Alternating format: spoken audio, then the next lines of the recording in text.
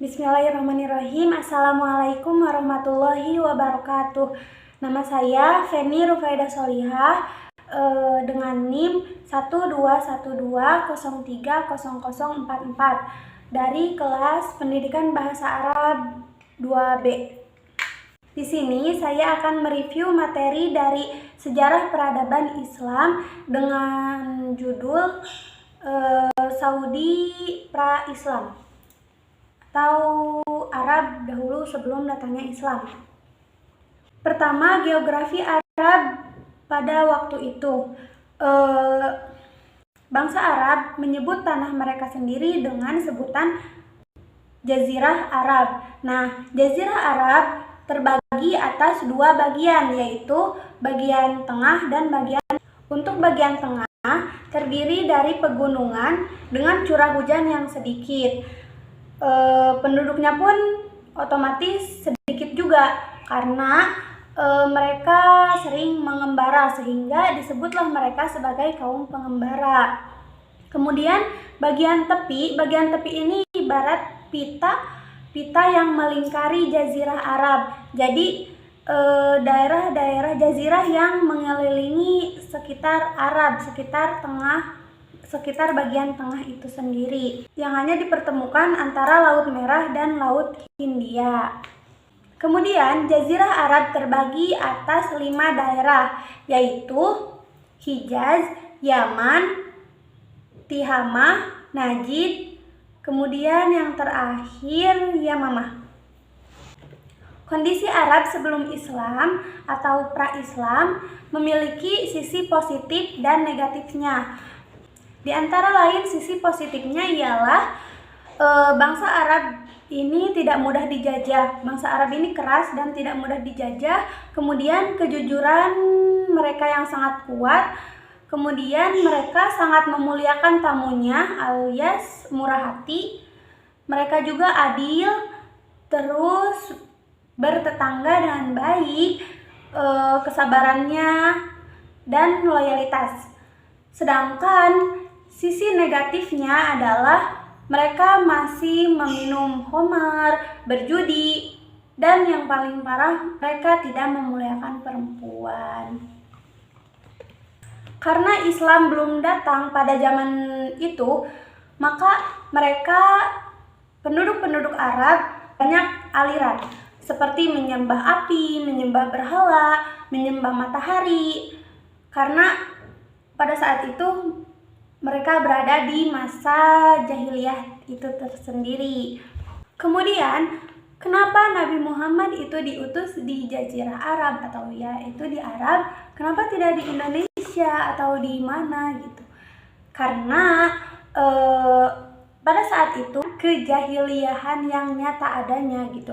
Dari tidak memuliakan perempuan alias melecehkan perempuan, berjudi, khamar seperti itu. Emang itu membuktikan bahwa di sana adalah kejahiliahan yang nyata. Kemudian bagaimana yang kita ketahui dalil tentang innama bu'istu liutammima makarimah akhlak. Nah, itu juga sebagian dari misi Nabi SAW untuk menyempurnakan akhlak mereka.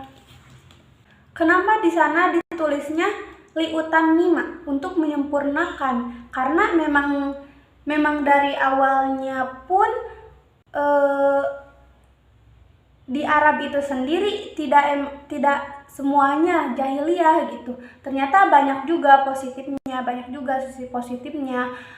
Makanya dalam dalil tersebut menyebutkan liutammima makarimal akhlak, untuk menyempurnakan akhlak, bukan untuk merubah. Karena emang pada hakikatnya Arab sebelum Islam juga memiliki hal positif dan negatifnya. Pada masa itu, dengan hafalan mereka yang kuat, sehingga dari penduduk Arab banyak yang menjadi penyair.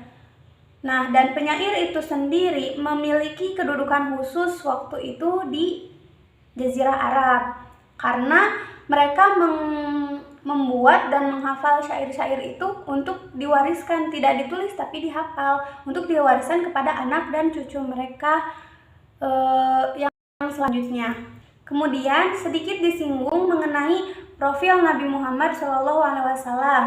Nah, Nabi Muhammad lahir pada hari Senin tanggal 12 Rabiul Awal tahun 570 Masehi atau yang biasa kita sebut tahun gajah. Kenapa dinamakan tahun gajah? Karena pada saat itu Mekah diserang oleh pasukan bergajah yang dipimpin oleh Abraha yang ingin menghancurkan Ka'bah. Nabi Muhammad memiliki 7 orang anak, 3 laki-laki dan 4 perempuan. Yang pertama, Sayyidina Al-Qasim. Yang kedua, Sayyidah Zainab. Yang ketiga, Sayyidah Ruqayyah. Yang keempat, Sayyidah Ummu Kulsum. Yang kelima, Sayyidah Fatimah Az-Zahra. Yang keenam, Sayyidina Abdullah. Yang ketujuh, Sayyidina Ibrahim. Istri Nabi Muhammad yang pertama adalah Khadijah. Kemudian yang kedua adalah Siti Aisyah. Dan Nabi Muhammad memiliki 11 istri lainnya. Nabi Muhammad lahir dengan kondisi yatim karena ayahnya Abdullah wafat ketika ia dalam kandungan 6 bulan. Kemudian setelah Muhammad lahir, yang menyusui Nabi Muhammad adalah Halimatus Sa'diyah. Kemudian diasuh lagi oleh ibunya Siti Aminah sampai berusia 6 tahun. Kemudian setelah dari ibunya Siti Aminah, diasuhlah Nabi Muhammad oleh kakeknya yaitu Abdul Muthalib. Berapa lama Abdul Muthalib mengasuh Nabi Muhammad? Sampai Nabi Muhammad berusia 8 tahun. Kemudian dari pengasuhan kakeknya dilanjutkan oleh pamannya yaitu Abu Thalib yang Muhammad dari sejak 8 tahun sampai kurang lebih 50 atau 51 tahun Nabi Muhammad bersama Abu Thalib. Dan kematian Abu Thalib, wafatnya Abu Thalib itu bertepatan dengan Isra Mi'raj. Kembali lagi kepada tadi pembahasan mengenai Abraha yang hendak menyerang Ka'bah dengan pasukan bergajahnya.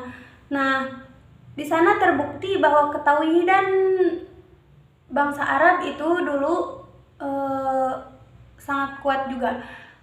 Dibuktikan oleh Abdul Muthalib, kakeknya Nabi, yang menjawab pertanyaan Abraha yang ingin menyerang Ka'bah atau merebut Ka'bah dari Jazirah Arab, dari Mekah, yang ingin merebut Ka'bah dari mereka serta hendak menghancurkannya. Abdul Muthalib menjawab, silahkan. Yang ketika itu Abraha mengambil ternak-ternak penduduk Mekah. Karena ketauhidan Abdul Muthalib yang sangat kuat, ia berani berkata seperti itu, menjawab pertanyaan Abraha yang ingin menghancurkan Ka'bah, yang ingin merebut Ka'bah. Jawaban Abdul Muthalib yang mengagetkan Abraha karena jawaban Abdul Muthalib sangatlah berbeda dengan pemimpin yang lainnya, yang mungkin pemimpin yang lain justru akan berperang dengan Abraha karena mempertahankan Ka'bah. Tetapi lain dengan Abdul Muthalib yang Abraha mengambil semua ternak penduduk dengan mendefinisikan bahwa ternak-ternak itu adalah milik penduduk, unta-unta itu adalah milik penduduk, sedangkan Ka'bah adalah milik Allah. Maka Abdul Muthalib